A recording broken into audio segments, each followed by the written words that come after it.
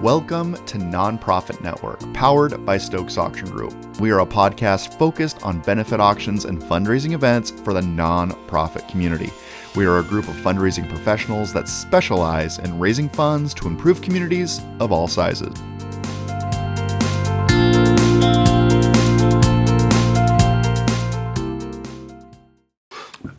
And here it is, episode 9. My name is Shelby Stokes. On the cast today we have longtime fundraising support specialist Kelly Shinfeld. Kelly Shinfeld, welcome back. And all-around great guy and auctioneer Paul Shinfeld. Hey guys.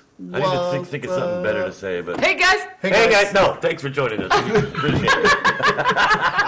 We're back. It's episode 9. We're having some fun today. Episode We are. 9? Enjoying episode 9. Believe it or not. Man, I we're know. having apple teenies today. That's right. It's Tuesday, so right. Apple Teeny Tuesday. Branded. Yeah. There we are.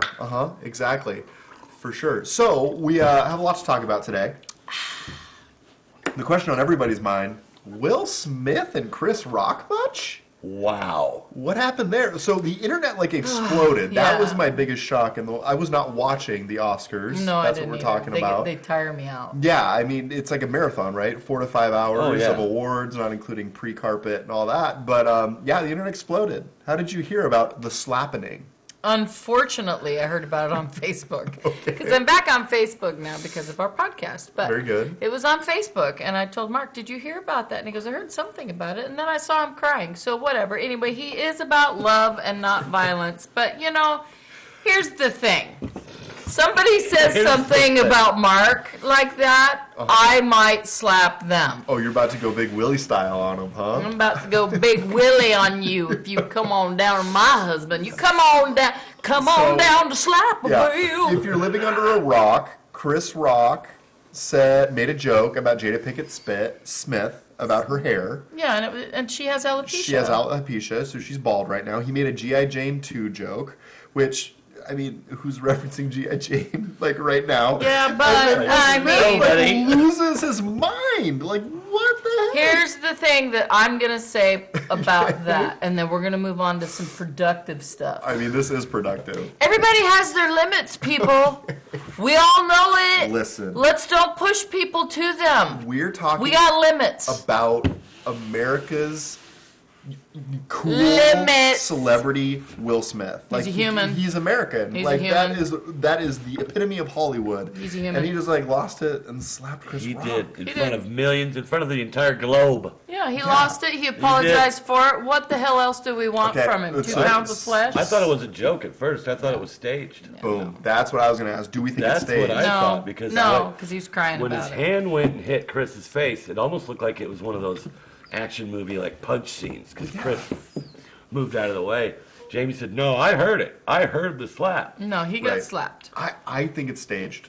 I do. I mean, these are actors. They could pull, he could pull a punch. I think he hit the microphone. I think this is staged because honestly, no one has talked about the Oscars in the last 15 years. And then all of a sudden, Will Smith throws down a slap, and the whole world is like, "Hey, did you see the Oscars?"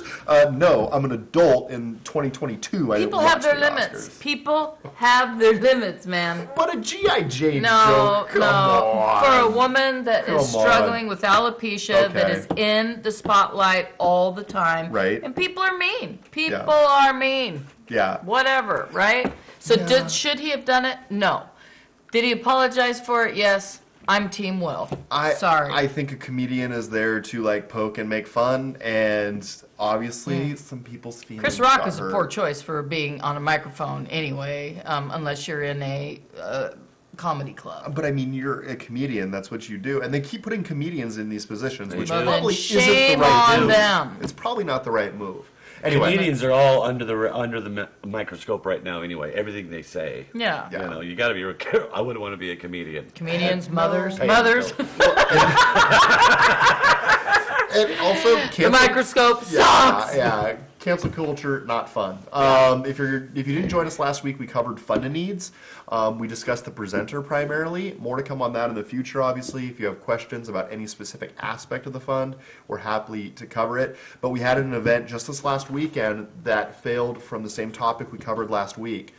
Tracy, shout out to you. Tracy Olney, one of our very talented auctioneers, was out doing a show, and there wasn't a lot of preparation put into the funding presentation. She got to that portion of the night, and it just fell flat because of the lack of forethought. So it's still happening.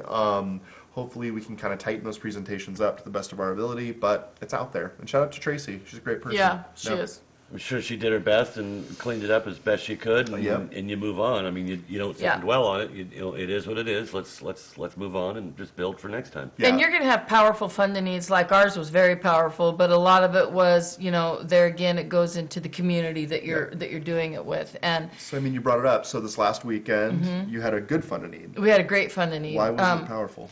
The message was not powerful. That was the strange thing. But the people that were there and supporting it were going to do that regardless. So nice. the gal that put it in motion, and again, she did a fantastic job. You know, she's got her dad that basically said, whatever you raise in the funding need, I'll match. Oh, that's so cool. You know, and so awesome. he believes in his daughter, and he believes in the school, and his daughter doesn't take advantage of that, but she knows that he is that kind of a man, and she works hard, and boom, they did it, because we normally have a trip to go towards, and they didn't have that because of COVID. They're not going on the trip. So it was all general funds, but we raised $200,000. Wow, that's great. Fantastic. That's great. Yeah. For a school up in northern Washington. Yeah. So that's good that that came together. Good Yeah, work. Franklin Good Academy work. was Very incredible. Nice. Very good. Great people. How about you, Paul? You also worked this last weekend. Did at an a event? Catholic auction, Yep. and we had a great funding need, if we're going to stick on that. And it was about the presentation, which is what our pod was about. And we had the principal come up and speak, and he teed it up. He was a little long-winded, but he's very respected by these people. So they gave him his due. He was probably 7 minutes, 8 minutes. The last 3 of it were kind of stuff he probably could have left out. And then he went to the intro of a video of the kids, and we're raising money for scholarships for kids to attend the school, you know, because attendance is up. And so that just means that the need is even more current, that these kids need help financially.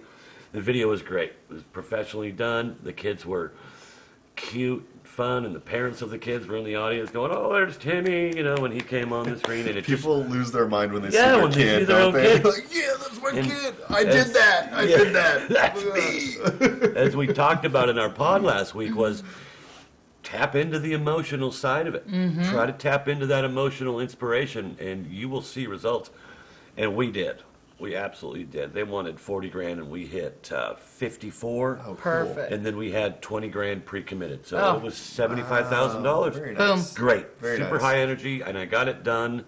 After principal was done 7 minutes, I probably had 13, 14 Oh, minutes that's into this whole thing. fantastic. Oh, Yeah. cool. $70,000 in 14 minutes. That's so great. That That's is success, super for great. sure. Yeah, so a lot of good things happening in the community. We're seeing fundraising like sticking to where it was in 2019 or surpassing what it did a couple of years ago. And there's really nothing that's like below numbers that we're seeing from 2 years ago, right? Like very rarely during the season are we seeing stuff that the fundraising totals drop below what they were 2 years ago. So that's pretty cool. It is cool. Yeah, it's really neat. That's a really good sign about moving forward, too. Yeah. Moving on Yeah. from what we just all went through. Yep. Agreed. So, Paul, earlier when we were talking about your show, you were talking about something that I've experienced on the floor, but it had to do with dessert dash, and I think we should cover that real quick. Oh, yeah, because of that pod we did about dessert dash. Right. Well, it's the sheets are on the table, right, and everybody fills out the sheets, and we tally up the totals. One important thing was missing was on the sheets after the volunteers collected them, there were no table numbers on it. So obviously that completely defeats the whole purpose. No. Right? Oh, shoot. So I'm doing my intro, introducing Willie and I, and we're just trying to buy some time while they're gonna tally them up. And here comes the volunteer, the dessert gal, and she just stops me right on the stage. She goes, "We don't have table numbers on these sheets. Tell me what table Sally Jones is seated." And I got a list of the people's names. So we just went through everyone. I go, okay, that's table, that's bidder number 222. That's, looked at my list. Jerry, Katie, where are you guys at? Oh, they're back there. What's your table number? 12? Okay, thanks. Next one. Oh, We goodness. went through about 8 or 9 of them, but the audience was gracious. They were fun. They were like, it was funny because they thought that I was calling their names out like they won something. Yeah. It's like, what? What? I'm over here. Did I win something? Did I win a cake? No, I just need your table number. That's all. Oh. But it, Just wanted to check in on you, Bill. Yeah. No big deal. Just Sit wanted to down. check in. Sit down. Yeah. So We had so before we move to our topic of today, 2 key things are table numbers on the sheets and don't have more cakes than tables. That's right, because you had more cakes than tables. I had more cakes than tables, and then they wanted us to sell them at the end of the night. No bueno, man.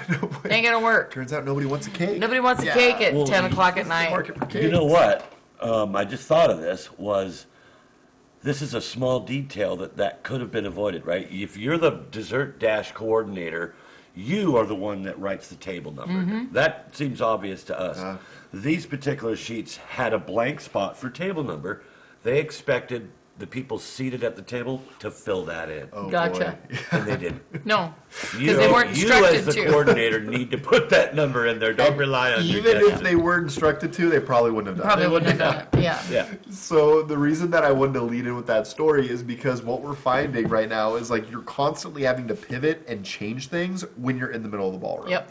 Like all of a sudden you didn't realize, hey, no one put table numbers on these forms, and now you're in a situation where you're calling off names of people at tables, figuring it out, right? But like that's the controlled chaos of the auction, though. So that's just being back home. Yes and no, but it's even It's just like being back home. it's even less.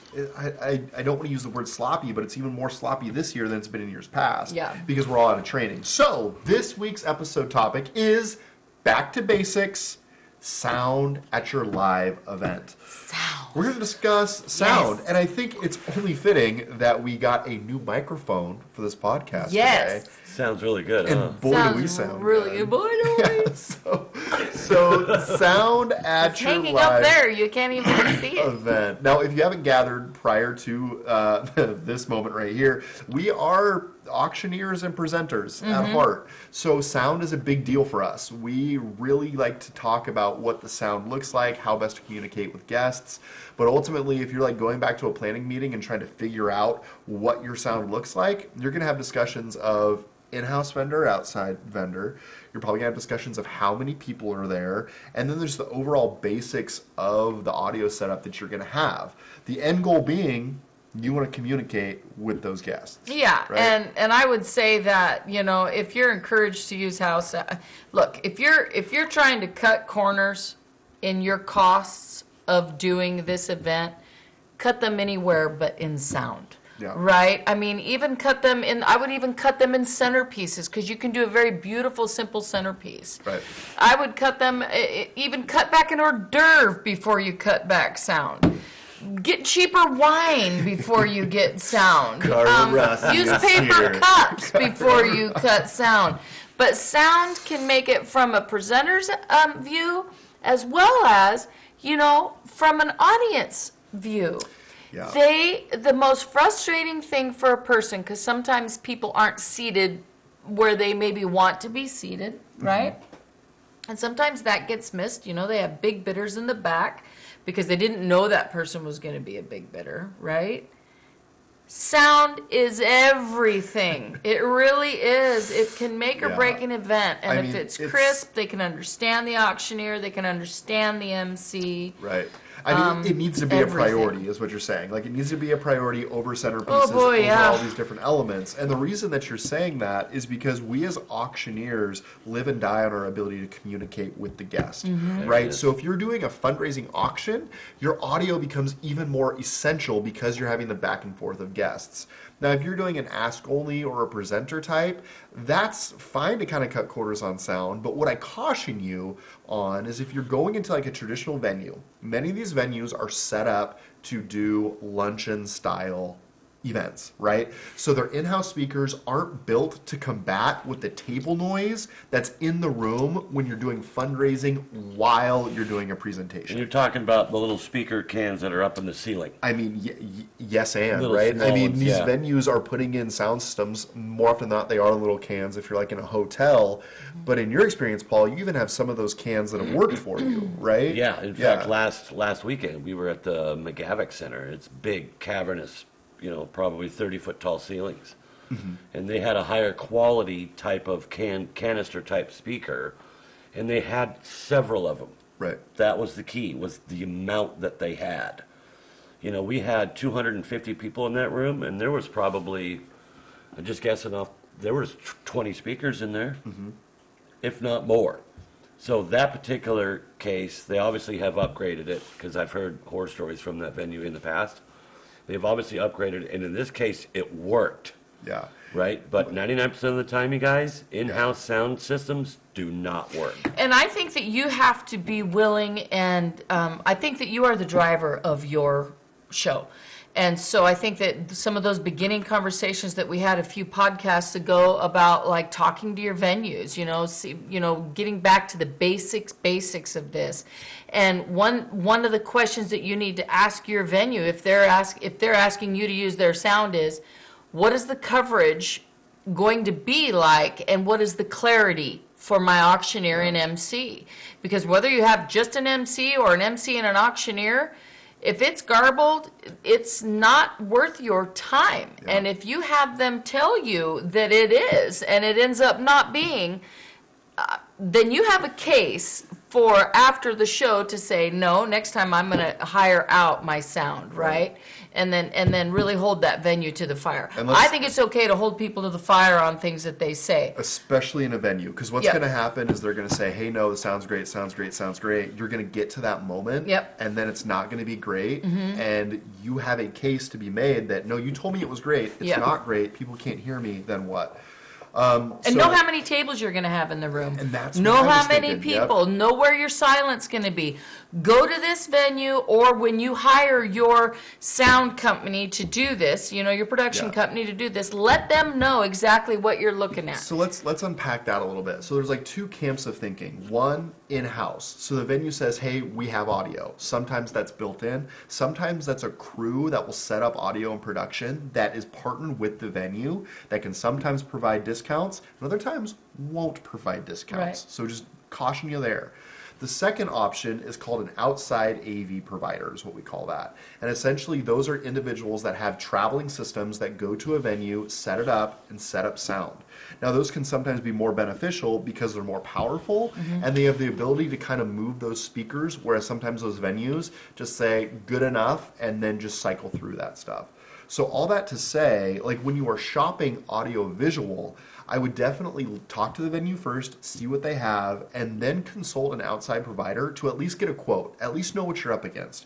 Because what we found in our history of helping events is that some of these venues were gouging their customers. Like they would bring nonprofits in and charge them exorbitant amounts of money.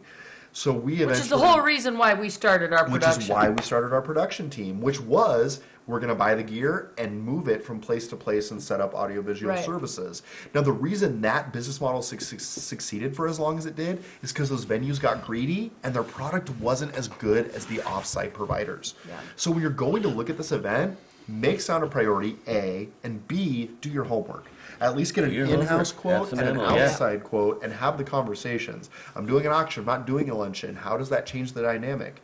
And hopefully you can suss out what's going to work and what's not. And to Kelly's point, let's say you go in and you make the mistake of, I didn't have enough audio. You can, one, go back to the venue and say, hey, the audio wasn't good, you told me it was good, but also that'll give you leverage for that next year. That's if right. I'm going to come back, I want to bring an outside provider.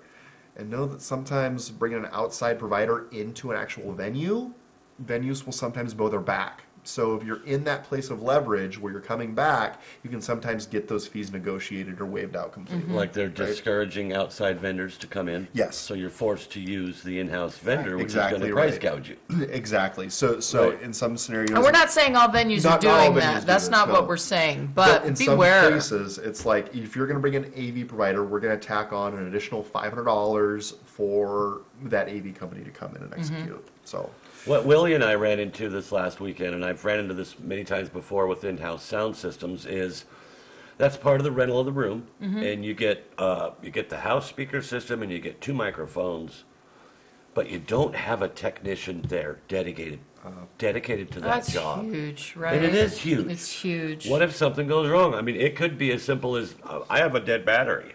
Does Or a any- fuse. Or it could, it could be Anything. anything. To have somebody there that is responsible, it's worth the money, right? Yeah, And to have secondly, somebody they typically don't give you the ability to equalize the sound. yeah, And what I mean by that is to make it sound pretty. Turn the knobs, make the auctioneer's voice, make the MC's voice, make the fun and neat speaker's voice sound good and appealing, Yeah. because this is all about the customer experience. Yep. You don't want grandma and sitting next to a speaker and going, "Oh my gosh, it's too loud," and then leaving saying, "That's all I remember is it being too loud," and what a terrible experience. And then a person 3 tables in couldn't hear a word. right.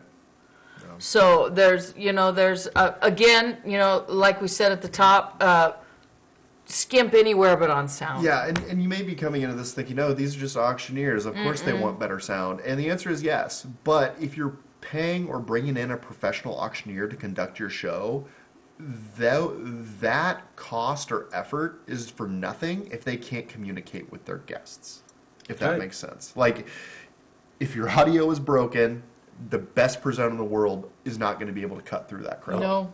Yeah, and that's just how it is. And most of you have longtime supporters. Just ask somebody to underwrite it. Hey, we're going to spend $3,500 on an 8-speaker sound system with a couple of TVs and some wireless mics, and we need that to have a good experience and to have a successful auction. Yeah. Can you offer to underwrite that? It's a And then great way to we'll do give it. you recognition on the screen, in the catalog. Hey, Yeah. let's thank the Jones family. They've underwritten our AV tonight, which, wow, it sounds great in here, and we appreciate them. Just have it underwritten, and it's out of your budget. Yeah, agreed. Now, one thing that I do want to talk about as we kind of wrap up here is something that you brought up earlier today, Kelly, and it's in regard to the MC and the auctioneer. And how it's almost essential to have that technical person there to be listening to those 2 presenters, because different voices carry differently, have different effects on the crowds. So, I mean, somebody has to really be in there, not tweaking, but setting up those sound levels for success over the course of the night. Would you agree? Totally. We had a situation this weekend, and the 2 individuals. My husband, he's got lower. He's got Tones, he's yeah. got lower tones in his voice. And it's got a very beautiful voice. I just love my husband. He's so fantastic. But he has low tones in his voice. I do not. But and then Michael, which was our MC, he's got much broader tones or I something. feel like you only love your husband for his voice. That's what I'm I picking love- up from this description. Well, let me tell you, I love him for a lot more than his voice, but that's a PG-rated It's his podcast laugh. that we got. It's his laugh. Yeah. It's his laugh that really gets you. Anyway, No more so Appletini for what you. I'm saying is, look, these are great Appletinis. No, what I'm saying is that make sure that your MC's mic and your auctioneer's mics are truly dialed in. Yeah. Because you don't want your MC to be loud and they hear everything, and then your auctioneer and it's And- what is he saying? Yeah. What? Then I'm not going to bid. If I don't know what he's asking me, Right. I'm not going to bid. And your ringmen or your bid spotters are having to go out there and say, he's asking for $3,750. Right. Yeah, for sure. If I don't What did hear she you, say? I'm not going to bid if I can't understand what you're saying. Not gonna work. Yeah. So yeah, and one thing that I like to add to that is very often what we'll see in these different rooms is like the auctioneers staccato 2 2 but a 2 now 2 over and over. That They'll was very expectantly fun. turn them down, right? So they'll turn that individual down because he is or she is constantly hitting the same notes over and over. It's loud, it's annoying, so they turn it down. And then what happens is your presenter, because they can no longer hear themselves and the people can't hear them, they will get louder instinctively, and before you know it, it's this battle between audio technician and presenter And it goes back to the point, like if you have a technician on site, they need to be plugged in and paying attention. Because what's going to happen as an auctioneer is you're going to get in, get loud when you need to get loud, and then get quiet when you need to get quiet. But in order to get quiet, your audio has to be up. Because you can't go from rah, rah, rah to, hello, ladies and gentlemen, it's now time to make a donation. And now they've turned you down to like 20%. You're donezo. Good right? luck. You're not getting that room back. So a lot to unpack. I understand that we're making this part of our Back to Basics series, and we're going to cover some things that Can I say something are real quick, easy too? to digest for people. Yeah. So, also at your venues, make sure that maybe if you're lost on who to call for sound, right? See who your venue has worked with before, maybe too. That's a suggestion that you Definitely. could, you know, I think venues are less, they want to work with the people because they want people back in their rooms. So ask them, who have you guys seen here in the past? Who do you work with? And that way you can get multiple quotes. Yeah, and we advice. also can help with that as well. So I mean, if you need to reach out and get a list of vendors to consider, we have that option available. We have a couple of teammates in Oregon that are pretty handy as well. So don't hesitate to shoot us an email. We're or give here us a just call. to help. Yeah, definitely. At the end of the day, your success is our mission. Was that too corny? Oh man, that's awesome. It is awesome, except It's so true. You changed your voice, which made it Because it felt too corny. is our It's too mission. corny. You know So what? it wasn't You don't- believable. No, you don't love my laugh. So I get say it. it. There's No. only one laugh that you love, and it's not mine. It's Mark Schenfeld. What's Mark Schenfeld? Can you imitate Mark's laugh real quick? No, because you know what he does? I don't want to ruin it. He I don't wanna opens his ruin it. mouth and he's got a beautiful smile, but you don't really hear his laugh. You know, but I It's a know he's weird laughing inside every day because he married me and he's wondering why. But it's okay. He just Nothing wakes but- up and he goes, "Good Lord, ha ha." Too late now. Is Right this a now, joke? back Is it this a down. joke? Am I really married you to her? Are you paying a trick on me again? Lord, LOL. I'm laughing. Yeah, I'm laughing. Why is she still here? No, I'm laughing. It's a joke. Hey, if you're listening, we appreciate you being with us. Thank you so much. And if you want more of us, follow us on Facebook. There's a video version of this cast that goes up on YouTube weekly. You can subscribe, like, and leave a comment if you would so kindly. Shoot us an email at auction@stokesauctiongroup.com. Don't forget about Apple Teeny Tuesdays. All it is a little Sprite, apple juice, and vodka. It's very tasty. Dude, You put that's it in a like- coffee mug, nobody knows It's you're doing not it. even a real apple teeny. It's our Apple Teeny. Also, if you'd like to sponsor Kelly's bartending classes, we are accepting sponsorships at this time. If you like what you hear, leave us a review on your podcatcher of choice. The intro music is by Brighter Days Ahead. Thank you very much. We appreciate you joining us this week. Be sure everybody can hear you. Be bold. Be healthy. And go do good. See you, everybody. Later. We out. We out. Bye.